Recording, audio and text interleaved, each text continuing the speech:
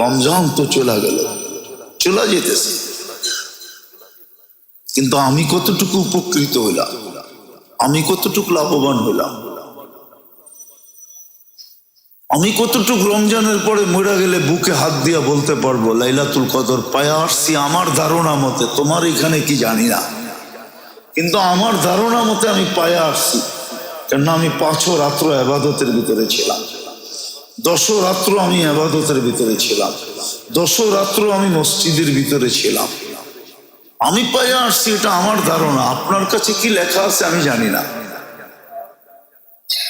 আমি তো লাইলাতুল কদর পায়া আসছি 83 বছর, বিদায় বাঁচছি এত বছর বাদ, এত বছর আমি এত বছরের পাওনা আপনার কাছে।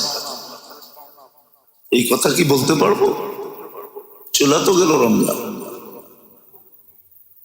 আল্লাহকে কি অতটুকু রাজি করতে পারলাম?